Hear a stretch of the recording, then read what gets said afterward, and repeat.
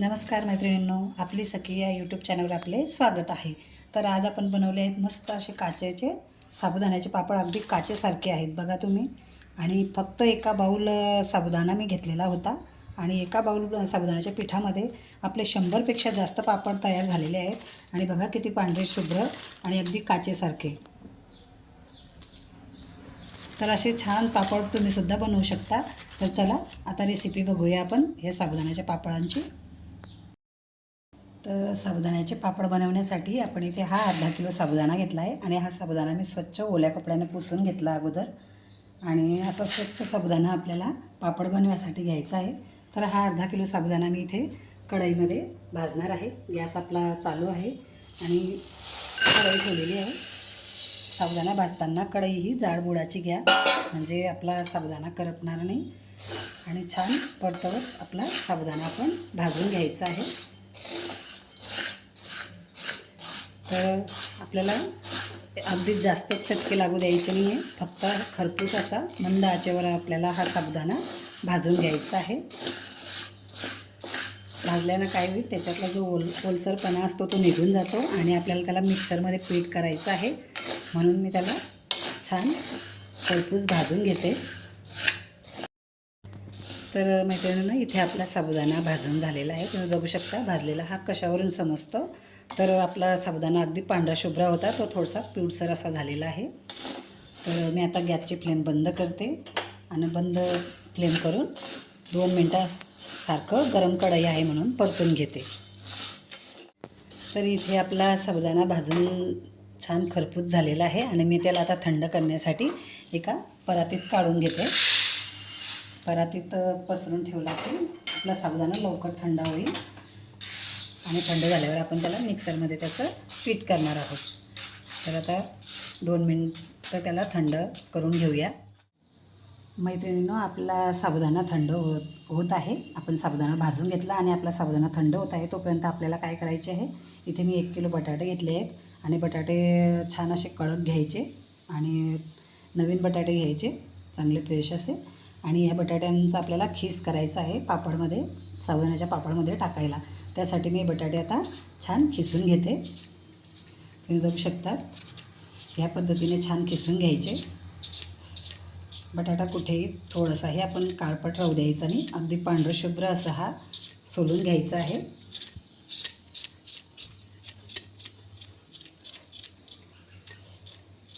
ह्या पद्धतीने पूर्ण बटाटा सोलून घेतलेला आहे मी आणि कुठेही थोडंसंही आपल्याला बटाट्याची साल न ठेवता पूर्ण पांढरं शुभ्र सोलून घ्यायचा आहे।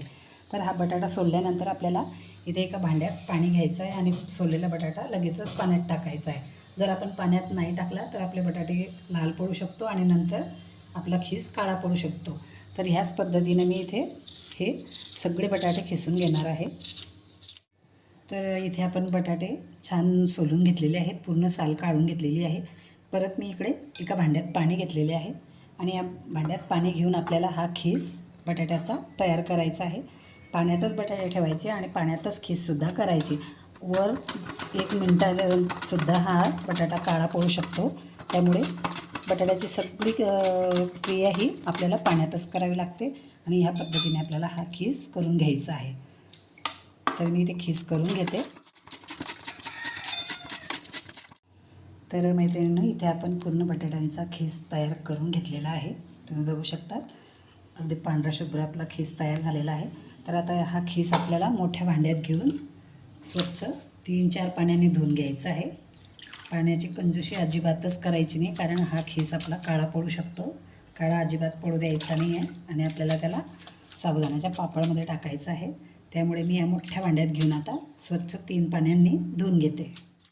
तर आपण खीस आता 3-4 पाण्यांनी स्वच्छ धुवून घेतलेला आहे आणि तुम्ही बघू शकता आपला खीस किती पांढरा शुभ्र झालेला आहे। आता हा खीस मी आता इथे पाण्यात काढून ठेवलेला आहे आणि आता आपला साबुदाणासुद्धा थंड झालेला आहे। तर आता आपण साबुदाणा मिक्सरला काढून घेऊया। तर साबुदाणा इथे थंड झालेला आहे आणि हा थंड झालेला साबुदाणा आता आपण मिक्सरच्या लहान भांड्यात भरू, कारण साबुदाणा मोठ्या भांड्यात होत नाही, त्यामुळे मी लहान भांड्यातच करून घेणार आहे। आता मिक्सरला हा साबुदाणा मी काढून घेते। तर साबुदाणा इथे आपण मिक्सरला काढून घेतलेला आहे, तुम्ही बघू शकता. थोडा रवाळा असा झालेला आहे आणि आपण आता ह्या चाळणीमधून तो साबुदाणा गाळून घेऊया.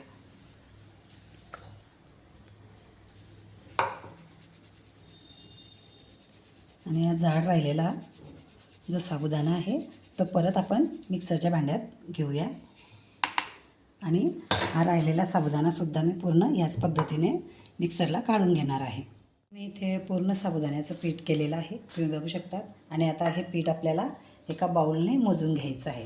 तर हे पीठ मी बाउलमध्ये टाकून घेते, म्हणजे आपल्याला पाण्याचा अंदाज समजण्यासाठी हे पीठ बाउलने मोजून घ्यायचं आहे. तर साधारणतः एक मोठं बाउल भरून माझं हे पीठ आहे, तुम्ही बघू शकता.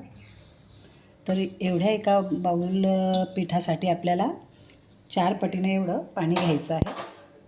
एक बाउल इथे आपलं साबुदाण्याचं पीठ आहे, त्यासाठी आपल्याला 4 बाउल पाणी घ्यायचं आहे.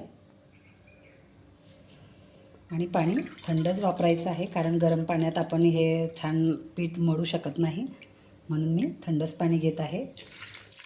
हे 4थं बाउल आपलं पाणी आहे. तर चार बाउल पाणी मी इथे टाकून घेतलेलं आहे. आणि आता हे पाणी आणि आपलं साबुदाण्याचं पीठ आपल्याला छान ढवळून घ्यायचं आहे. तर आता हे पाणी आणि पीठ आपण छान ढवळून घेऊ, म्हणजे गाठ थोडी पळायला नको, म्हणून मी थंडच पाणी वापरलं.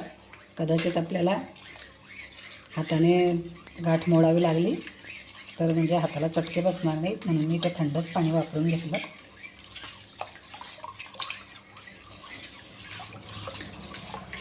या पद्धतीने पूर्ण मी ढवळून घेते.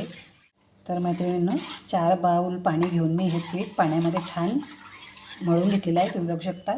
पिठामध्ये एकही गाठ नाही आहे. आणि आपल्याला आणखी 2 बाउल ह्या पिठामध्ये पाणी वाढून घ्यायचं आहे, म्हणजे पूर्ण आपल्याला साबुदाण्याच्या 6 पटीनं एवढं पाणी घ्यायचं आहे. कारण हे पळीनं टाकायचे पापड आहेत, आपण याचे पळी पापड बनवतो आहे, म्हणून हे 6वं बाउल पाणी मी टाकलेलं आहे. आणि आता हे सुद्धा छान मिक्स करून घेऊया. एकही गाठ यामध्ये होऊ द्यायची नाही आहे. आता मी गॅस चालू करते आणि गॅसवरती आपल्याला हे पातेलं ठेवायचं आहे. तर इथे गॅस चालू करून मी हे पातेलं गॅसवरती ठेवलेलं आहे. आणि हे पीठ आपल्याला सारखं जोपर्यंत उकळी येत नाही तोपर्यंत सारखं ढवळून घ्यायचं आहे. इथे आपला हा साबुदाण्याचा पीठ तयार झालेला आहे, तुम्ही बघू शकता. तर एक बाउलसाठी आपल्याला साधारणतः 8 बाउल एवढं पाणी लागलेलं आहे. मी 6 बाउल तुमच्या समोरच दाखवले होते आणि 2 बाउल नंतर पाणी उकळून यामध्ये टाकलेलं आहे, म्हणजे एकूण आपल्याला 1 बाउल साबुदाण्याच्या पिठासाठी 8 बाउल एवढं पाणी लागलेलं आहे. आणि परफेक्ट आपला हा पीठ तयार झालेला आहे, तुम्ही बघू शकता. आपलं साबुदाण्याचं पीठ तयार झालेलं आहे. आणि इथे मी हिरव्या मिरच्या घेतल्या आहेत, 8 ते 10 एवढ्या हिरव्या मिरच्या आहेत. आणि ज्या भांड्यात आपण साबुदाण्याचं पीठ केलं होतं त्याच भांड्यात आपल्याला हे मिरचीचा ठेचा करायचा आहे. तर मी इथे हा मिरचीचा ठेचा करून घेते मिक्सरला. मिरचीचा ठेचा इथे तयार केलेला आहे. आणि आपल्याला हा मिरचीचा ठेचा आपल्याला ह्या साबुदाण्याच्या पिठात टाकून घ्यायचा आहे. त्या अगोदर आपल्याला इथे पोहे खायचे 3 चमचे एवढं मीठ घ्यायचं आहे. अगदी गच्च भरून 3 पोह्याचे चमच्यांनी आपल्याला 3 चमचे असे मीठ टाकून घ्यायचं आहे, तुम्ही बघू शकता. आणि मीठ टाकल्यानंतर आपण जो मिक्सरला हिरव्या मिरचीचा ठेचा काढलेला आहे तो टाकून घेऊया. तर मैत्रिणींनो, ह्या पिठामध्ये साबुदाण्याचं आपण जे पीठ तयार केलं आहे पापडांसाठी, त्यामध्ये 1 थेंबही आपण आत्तापर्यंत तेलाचा वापर केलेला नाही आहे किंवा कोणत्याही दुसऱ्या वस्तूचा वापर केलेला नाही आहे. आणि हे छान मिक्स करून या पिठाला आपल्याला छान उकळी काढून घ्यायची आहे. तर साबुदाण्याच्या पिठामध्ये आपण आता मिरची आणि मीठ टाकून घेतलेला आहे. हिरवी मिरचीचा ठेचा करून तो ठेचा वापरलेला आहे, त्यामुळे आपल्या पिठाला छान हिरवा रंग आलेला आहे, तुम्ही बघू शकता. आणि उकळीसुद्धा छान आलेली आहे. तर इथे उकळी आल्यानंतर आपल्याला काय करायचं आहे, जो आपण बटाट्याचा खीस करून ठेवलेला होता, बघू शकता तुम्ही किती पांढरा शुभ्र आपला खीस आहे, तो खीस आपल्याला या पिठामध्ये टाकून घ्यायचा आहे. अगदी जास्त शिजवायचा नाही आहे, त्यामुळे मी शेवटी हा खीस या पिठामध्ये टाकत आहे. कारण पापडामध्ये हा खीस खूप छान दिसतो. तो जास्त शिजल्यानंतर तो पूर्ण मुळून जातो, खीस दिसत नाही, म्हणून मी नंतर हा खीस पिठामध्ये टाकत आहे. तर थोडा थोडा करून आपल्याला पूर्ण हा खीस या पिठामध्ये छान मिक्स करायचा आहे. या पद्धतीने इथे आपल्या साबुदाण्याचं पीठ पूर्ण तयार झालेलं आहे, तुम्ही बघू शकता. आणि मी पूर्ण बटाट्याचा खीससुद्धा यामध्ये टाकून घेतलेला आहे आणि मीठ मिरचीसुद्धा आपण टाकून घेतलेली आहे. आणि आपल्या पिठाला छान उकळीसुद्धा आलेली आहे, तुम्ही बघू शकता. आपलं पीठ हे छान उकळते आहे. आणि त्यामध्ये आता अगदी शेवटी म्हणजे टाकायचं आहे ते म्हणजे जिरे. जिरे जर तुम्ही उपवासाला खात असाल तर टाका, नाही खात असाल तर टाकू नका. आणि जिरे जर टाकत असाल तर शेवटी टाका, कारण काय होते, आपण अगोदर जर जिरे टाकले तर आपल्या पापडांना पिवळा रंग येऊ शकतो. म्हणून मी अगदी शेवटी जिऱ्याचा वापर करते आहे, म्हणजे जेणेकरून त्या जिऱ्याचा रंग आपल्या पापडांमध्ये येणार नाही आणि आपले पापड पांढरे शुभ्र येतील. तर इथे मी छान उकळी आलेली आहे, इथे मी गॅस बंद करते आणि आता आपण हे पापड टाकून घेऊया. तर मैत्रिणींनो, पीठ आपलं छान शिजलेलं आहे आणि मी इथे वरती गच्चीवर आलेले आहे आणि हे पापड आपल्याला उन्हात टाकायचे आहे. जर तुमच्याकडे उन्हाची सोय नसेल तर तुम्ही सावलीतसुद्धा टाकू शकतात, पण सावलीत टाकल्याने एक दिवस आपल्याला जास्त वाळवावं लागतं. तर मी इथे गच्चीवर आलेली आहे आणि गच्चीवर असे प्लास्टिकचा पेपर मी अंथरलेला आहे गच्चीवरती, तुम्ही बघू शकता. छान स्वच्छ धुतलेली प्लास्टिकचा पेपर आपल्याला वापरायचा आहे आणि हलकंसं 2 बोटं तेल घेऊन आपल्याला ह्या कागदाला लावून घ्यायचं आहे.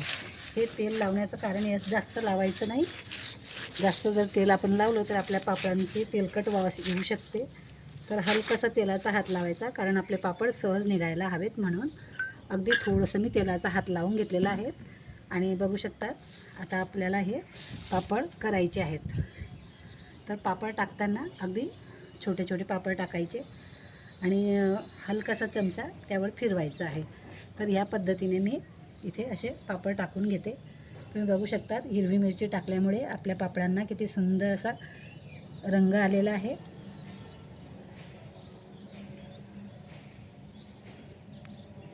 ह्या पद्धतीने असे आपल्याला छोटे छोटे पापड करायचे आहे.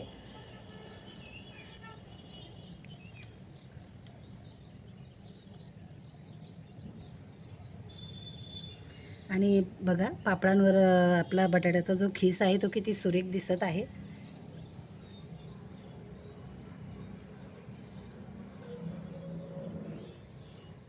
तर मैत्रिणींनो, इथे मी पूर्ण पापड टाकून घेतलेले आहेत, तुम्ही बघू शकता. आणि संध्याकाळी मी या पापडांना पालथून देईन आणि 2 दिवस छान उन्हामध्ये वाळून घेईन.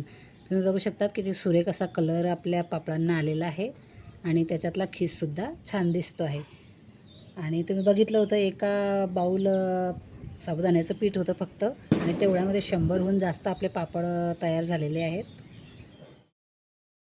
तर मैत्रिणींनो, बघा, आपण साबुदाण्याचे पापड काढून घेतलेले आहेत आणि छान 2 दिवस कडक उन्हामध्ये वाळवून घेतलेले आहेत आणि इथे आपले असे पापड तयार झालेले आहेत.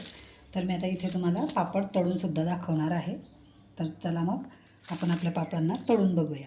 तर मैत्रिणींनो, मी इथे आपले साबुदाण्याचे पापड तुम्हाला तळूनसुद्धा दाखवते. इथे आपलं तेल छान गरम झालेलं आहे आणि मी पापड सोडलेला आहे. बघा, आपला पापड किती फुलत आहे. तो अगदी छोटा पापड आपण टाकला होता, बघा, आणि आपला केवढा पापड फुलतो येतो.